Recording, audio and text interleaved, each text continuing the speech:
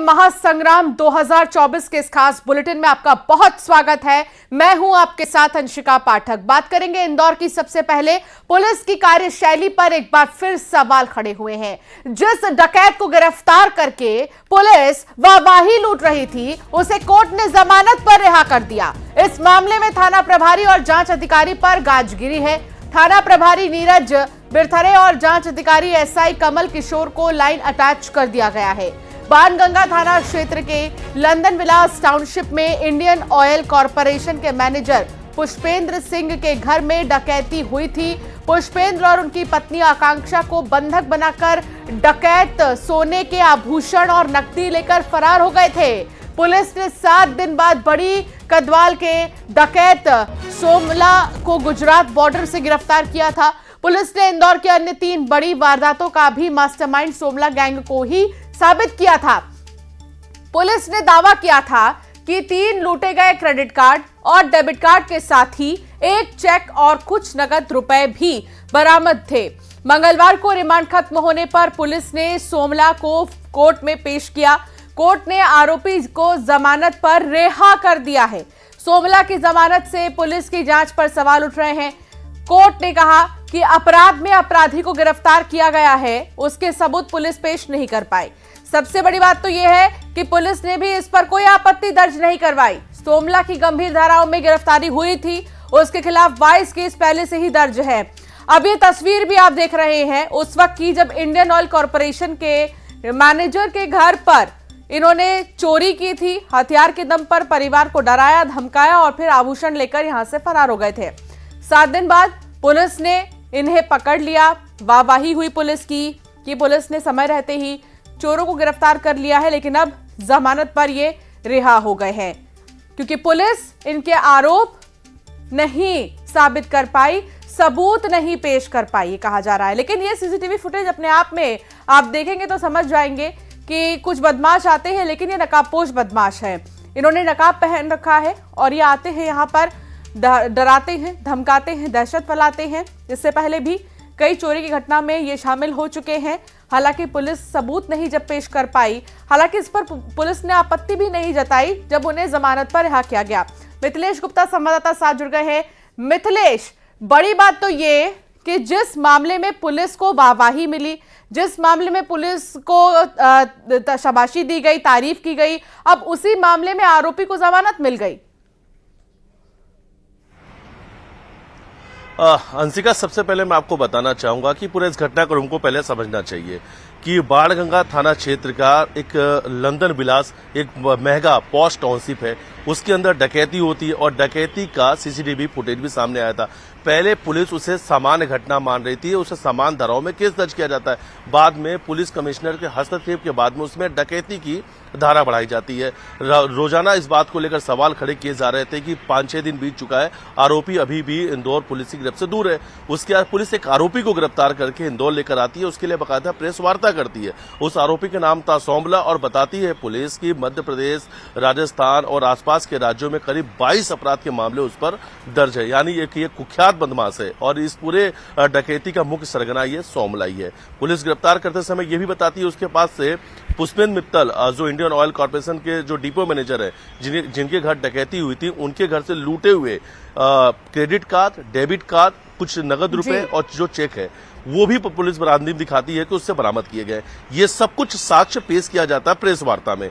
बाकायदा पुलिस वाहवाही लूटती है कि जो एक बदमाश है, कुख्यात बदमाश है, उसे उन्होंने गिरफ्तार कर लिया है। 5 से ज्यादा टीमें लगी हुई थी उसे गिरफ्तारी करने में। लेकिन सबसे हैरानी की बात है कि जब कोर्ट में पहली बार उसे पेश किया जाता है तो पहली बार की जमानत पे उसे रिहाई कर दिया जाता है, यानी जमानत दे दी जाती है उस पूरे मामले में। अब सोचिए क्यों जमानत दे दी गई, क्योंकि जब उसका जो वकील था, आरोपी पक्ष के जो वकील थे, उन्होंने ये तर्क रखी कि पुलिस ने जिसे ये बताया है कि डकैती का मुख्य सरगना है, ये वहां पर था ही नहीं, इसका एक्सीडेंट हुआ था, एक्सीडेंट के बाद में अस्पताल में इलाज चल रहा था, पुलिस ने वहां से गिरफ्तार किया है। यानी पुलिस ने जो अलग अलग जहां पे बताई थी ये सब बातें बिल्कुल मिथिलेश, ये बहुत बड़ी बात है जो आप बता रहे हैं और बहुत शुक्रिया जानकारी साझा करने के लिए।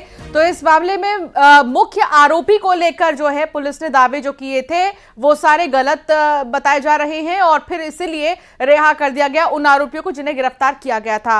आगे बढ़ेंगे, इंदौर की ही बात करेंगे जहां प्रेमिका ने युवक की हत्या करवा दी है। पुलिस ने हत्याकांड का खुलासा किया। वीडियो से ब्लैकमेल कर रहा था लखनऊ का युवक। महिला ने प्रेमी के साथ मिलकर एक युवक की हत्या करा दी। आरोपी ने 3 नाबालिगों के साथ मिलकर हत्या की है। मृतक के शरीर पर 8 से ज्यादा घाव मिले हैं। चाकू से वार कर हत्या की गई है। महिला ने हाई लिंक सिटी के पास बने गार्डन में युवक को बुलाया। पीड़ित और आरोपी सीसीटीवी में नजर भी आ रहे हैं। तो ये तस्वीर आप देख रहे हैं जहां पर प्रेमिका ने ही एक युवक की हत्या करा दी। प्रेमी के साथ मिलकर ब्लैकमेल वो कर रहा था, जिसके बाद पहले तो प्रेमिका मिलने के लिए बुलाई, लेकिन पीछे से प्रेमी ने युवक पर हथियार से हमला किया। कहा जा रहा है कि इसके शरीर पर चाकू से मारने के निशान जो है, घाव के निशान मिले हैं। पीड़ित और आरोपी सीसीटीवी में नजर आए। इंदौर एयरपोर्ट पर सोना पकड़ा गया है। जी हां, कस्टम विभाग ने 20 लाख का सोना बरामद किया है। दिल्ली की महिला से एयरपोर्ट पर सोना पकड़ा गया। पेस्ट बनाकर रबर की तरह छुपाया था सोना। गोल्ड तस्करी का एक नया तरीका सामने आया, लेकिन इसका भी पर्दाफाश पुलिस ने, कस्टम विभाग ने कर दिया है।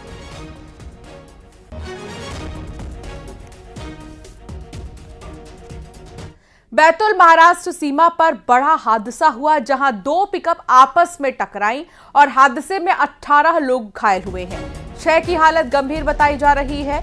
गंभीर घायलों को बैतूल जिला अस्पताल रेफर कर दिया गया है।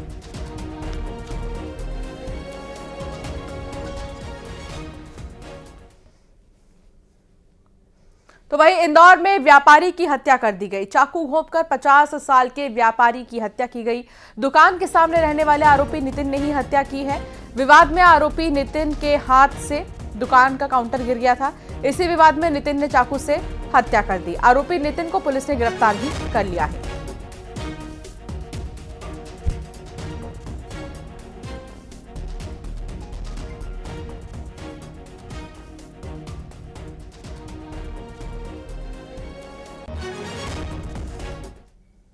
तो वहीं सतना शहर के कोलगवां थाना क्षेत्र के मैहर बाईपास पर खागा से नागपुर जा रही सवारियों से भरी बस पलट चुकी है और बताया जा रहा है कि तेज रफ्तार बस ने बाइक सवार को बचाने के चक्कर में बैलेंस खो दिया और बस पलटकर हाईवे से नीचे गिरी। बस में करीब 35 यात्री सवार थे, जिसमें से 8 लोग घायल हुए हैं। अस्पताल में भर्ती किया गया है और गनीमत यह है कि सबकी स्थिति बेहतर है। सभी घायलों की हालत खतरे से बाहर है।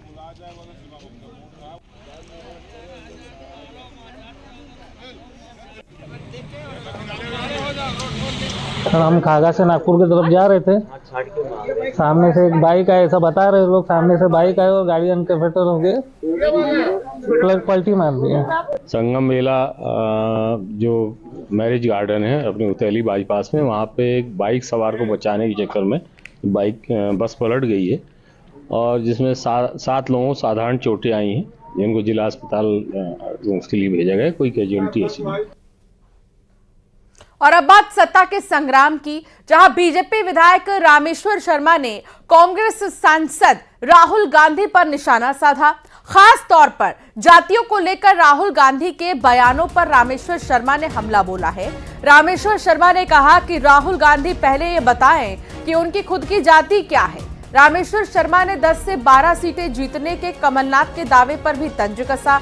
उन्होंने कहा कि कांग्रेस 0 पर आ गई है, आ जाएगी। मैं परमात्मा से यही प्रार्थना करूंगा कि कमलनाथ जी इस उम्र में चुनाव हारने का झटका न खाएं। राहुल गांधी जी को पहले तो ये बताना पड़ेगा कि उनकी खुद की जाति क्या है। वैसे तो हम लोग सनातन प्रवृत्ति के लोग हैं। हिंदू समाज में सबके वर्ग जाति का कोई उल्लेख नहीं होता है, पर राहुल गांधी जी अगर आपने जाति पूछना शुरू कर दी तो पहले आपको बताना पड़ेगा कि फिरोज खान का नाती किस जाति का है। कमलनाथ जी जो 10 सीटें बोल रहे हैं, आगे का एक खत्म हो जाएगा, कांग्रेस 0 पर आ जाएगी और बस मैं परमात्मा से प्रार्थना करूंगा कि कमलनाथ जी इस उम्र में चुनाव हारने का झटका ना खाएं।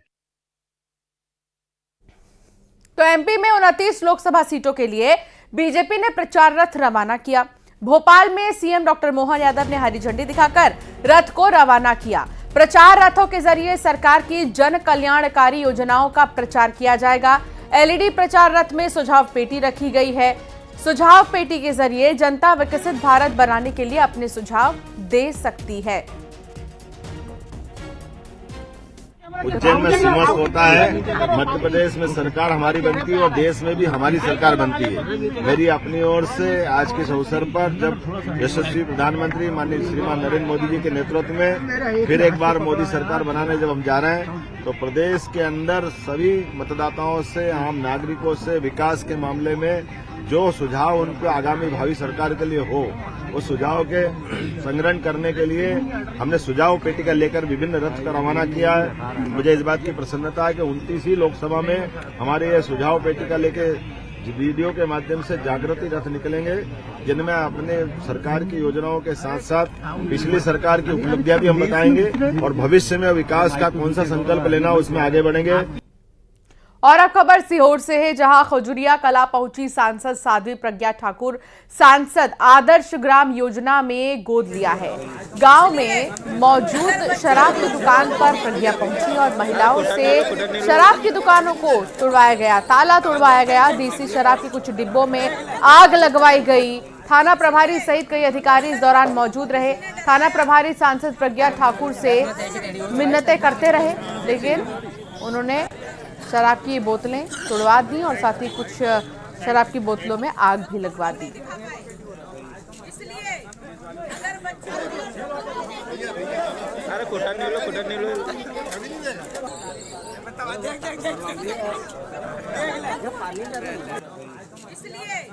अगर बच्चियों को किसी ने डराया, 10 मिनट ऐसे रेडी हो तो भाई 10 मिनट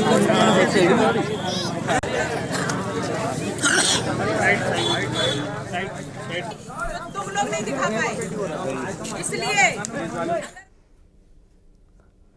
और अब खबर महासमुंद से है, जहां युवक की हत्या से हड़कंप मच गया। शादी में आए युवक की धारदार हथियार से हत्या कर दी गई। शादी में नाचते समय मृतक पर वार किया गया। रिश्तेदार के घर शादी में शामिल होने के लिए युवक पहुंचा था। खल्लारी थाना क्षेत्र के भीमखोज का यह मामला बताया जा रहा है। हालांकि हमला किसने किया, किस मंशा से की गई हत्या, ये नहीं पता चल सका है। महासमुंद में युवक की हत्या से हड़कंप मच गया।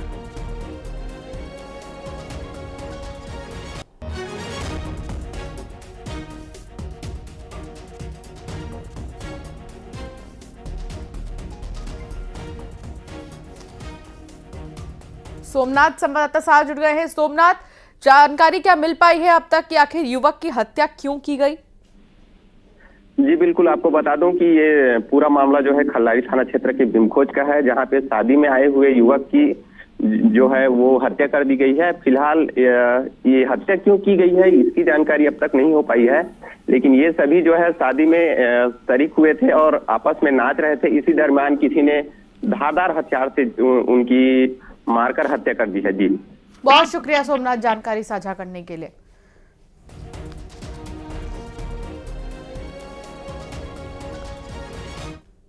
ऑनलाइन ठगी करने वाले बदमाशों ने मध्य प्रदेश सरकार की लाडली बहना योजना में भी सेंध लगा दी है। क्राइम ब्रांच के मुताबिक पीड़ित सरिता ने बताया कि उसे 25 फरवरी को एक फोन आया। सामने वाले ने खुद को लाडली बहना योजना का सेंटर अधिकारी बताया। आरोपी ने कहा कि आपका 6 महीने का रुपया पेंडिंग है, मैं आपके खाते में 12,000 रुपए भेज रहा हूं, आपका केवाईसी भी अपडेट करना है। इसके बाद उसने 8,000 रुपए खाते में ट्रांसफर करने का एक फेक मैसेज भेजा। फिर दूसरा मैसेज 20,000 रुपए का आया। बाद में आरोपी ने कहा कि आपके खाते में 2,000 की जगह 20,000 रुपए ट्रांसफर हो गए, शेष राशि आप हमें हमारे नंबर पर ट्रांसफर कर दें। पीड़िता ने आरोपियों के दिए नंबर पर 13,958 रुपए ट्रांसफर कर दिए। बाद में पता चला कि 8,000 और 20,000 वाले दोनों मैसेज फेक थे। मिथिलेश संवाददाता जुड़ गए हैं। मिथिलेश, अब योजनाओं के नाम पर साइबर ठगी, क्या जानकारी इस मामले में आपके पास? देखिए, क्राइम ब्रांच पूरे मामले की जांच कर रही है और पूरा मामला काफी संवेदनशील भी है, क्योंकि पूरा मामला लाडली बहना योजना के हितग्राहियों से जुड़ा हुआ है।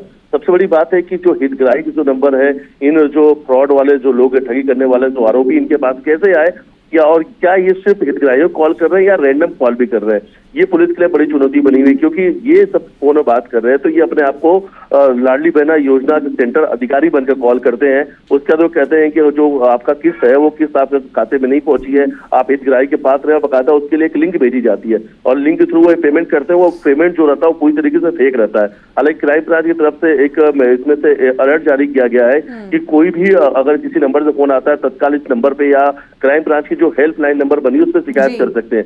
लाडली बहना योजना से किसी भी अधिकारी को फोन करने की अनुमति नहीं है, न इस तरीके से फोन किया जाता है। लेकिन क्राइम ब्रांच का कहना है कि जब त्योहार आता है तो त्योहार के समय में अलग अलग वेबसाइट के नाम पे धोखाधड़ी होती है।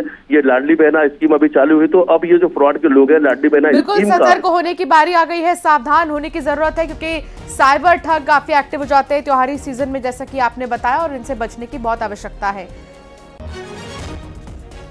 रुकेंगे एक छोटे से ब्रेक के लिए, फौरन हाजिर होंगे। ये दुनिया के सबसे ऊंचे स्टैचू की अच्छी संगत